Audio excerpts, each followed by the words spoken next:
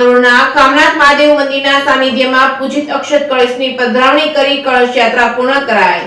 માંગરોળના કામનાથ મહાદેવ મંદિરના સાનિધ્યમાં પૂજિત અક્ષત કળશની પધરામણી કરી હતી। કળશ યાત્રા પૂર્ણ કરાઈ હતી। કામનાથ મંદિરે મહાદેવની સાથે અયોધ્યાથી આવેલ પૂજિત અક્ષત કળશ દર્શનનો કાયમી લાભ મળશે। માંગરોળના અયોધ્યા શ્રી રામ મંદિરની પ્રાણ પ્રતિષ્ઠા મહોત્સવના આમંત્રણ સમા આવેલ પૂજિત અક્ષત કળશની યાત્રા લગભગ 1.5 મહિના પહેલા શરૂ કરી હતી। શહેરના તેમજ તાલુકાના દરેક મંદિરો તેમજ સોસાયટી વિસ્તારમાં ધામધૂમથી પધરામણી કરી હતી। દરેક રામ ભક્તોને દર્શન પૂજાનો લાભ મળ્યો હતો। ત્યારે 22 જાન્યુઆરીના રોજ અયોધ્યા મંદિરમાં રામ લલ્લા બિરાજમાન થયા બાદ જે અક્ષત કળશને કાયમી દર્શન અને પૂજા માટે કામનાથ મહાદેવના સાનિધ્યમાં પધરામણી કરી યાત્રાની પૂર્ણાહુતિ કરવામાં આવી હતી। આ અવસરે માંગરોળના વિશ્વ હિન્દુ પરિષદ દ્વારા અયોધ્યાથી પરત આવેલા રામ ભક્તોનું સન્માન કરાયું હતું। અયોધ્યાથી શ્રી રામ મંદિરની પ્રાણ પ્રતિષ્ઠા મહોત્સવ બાદ માંગરોળમાં પ્રથમ અને અયોધ્યા રામલલ્લાના દર્શન સાથે અન્ય તીર્થધામથી તીર્થયાત્રા કરી પરત આવતા શ્યામભાઈ ભટ્ટ, ગિરીશભાઈ પરમારનું સન્માન કરાયું હતું। માંગરોળ કામનાથ મહાદેવ મંદિરના સાનિધ્યમાં વિશ્વ હિન્દુ પરિષદ, બજરંગ દળ સાથે અક્ષત મહાઅભિયાન સમિતિના સભ્યોની ઉપસ્થિતિમાં કામનાથ મહાદેવના મહંત ઈશ્વર બાપુએ તેમજ ગુણવદ બાપુ તેમજ સુખાનંદીના હસ્તે બંને રામ ભક્તોને